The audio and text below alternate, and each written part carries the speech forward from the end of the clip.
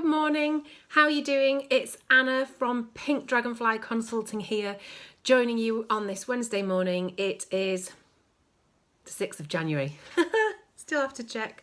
How are you? It's about 9:30 on Wednesday morning, and I'm really looking forward this morning to running one of the first sessions in the 90-Day Success Club. So we kicked off with that wonderful group of women who have joined me for this first 90-day period of 2021, and we had our first video call on Monday where everybody got to introduce themselves and talk a little bit about their business, what their compelling visions are, maybe some challenges that they've encountered previously, and to talk about things that are around limiting beliefs or things that keep cropping up, so that we can be aware of those. You know, if you're aware of them and if you share them and if you tell people about them, then actually we can have that theme running for the next 90 days. We know where we might trip up. We know what we really want. And actually I'm there helping them to get through those challenges and negative limiting beliefs, and to keep their compelling vision at the front of their mind. But today we are going to really drill down into the compelling vision and the goals for the 90 days. And we're going to do some smart goal setting. So we're going to really look at getting very specific about things. And I suppose I just wanted to come on and talk to you about that because, you know, at this time of year, lots and lots of people are setting goals, aren't they? We have New Year's resolutions. We have let's set your goals for the new year for 2021. And whilst I'm not a fan of setting goals for a whole 12 months, I know lots of people do. You know, I would personally recommend setting goals that are shorter timeframes. You know, 90 days are perfect, or a quarter, however you want to say it. It's enough time for you to really see a change, to drill down into what it is you want to achieve, and to start to make some steps towards achieving that. Your overarching goal for the whole 12 months might be one thing, but you can break that down into smaller chunks. And so it always feels much more manageable. But the other thing that struck me is that we very often talk about you know, things in very vague terms. So when you hear people talk about their goals, they often say they want more clients or more income, more money, more engagement, more referrals, more likes, more connectivity, whatever it is. And very often there is no specification about what that looks like. So is it 2 or is it 20? Is it £50 or is it 500 or 5,000 or 50,000? You know, what is that? Because until we put something specific on it, we can't measure it. So when we get to the end of that block, how do we look back and review and go, yeah, I did it?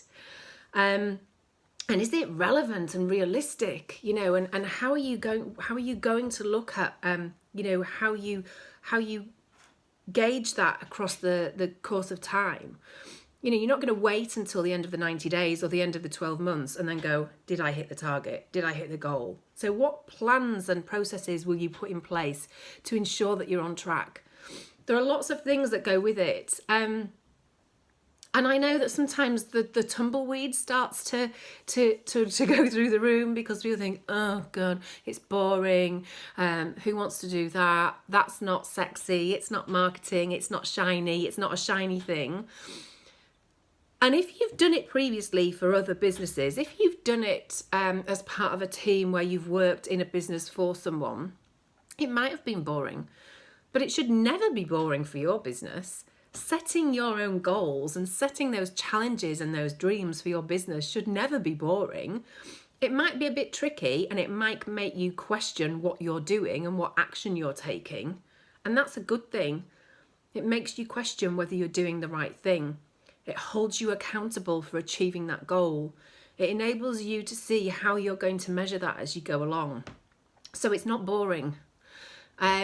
And it doesn't have to be, so don't allow it to be. It's your business. You can set your goals however you want following a process like SMART goal setting will really help you ensure that you achieve them at the end of it.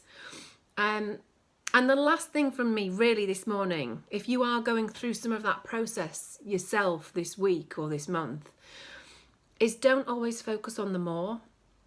So we hear, I want more business, I want more income, I want more money, I want more clients, I want more likes, I want more engagement, I want more this, I want more that. And that's okay.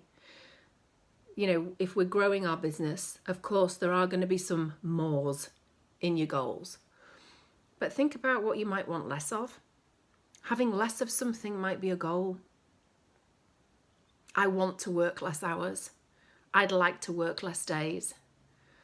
I'd like to have a reduction in my overheads. I'd like to have less expenditure in my business. These are all perfectly valid and reasonable goals to have in a business. So don't just focus on the more. Focus on the what you would like less of as well, and maybe flip it on its head and see how that feels. And if you're not sure what you're doing, if you want to ask for help, if it is a crazy world that you've just come into and you're quite new in your business and you don't really have a clue what I'm talking about, come and join me. Come and join me in my free Facebook group, which is Build Your Brilliant Business with Anna. I run monthly reviews in there, and we often talk about SMART goal setting and setting yourself up for success. That really is the main thing. So you're more than welcome to come and join me in there.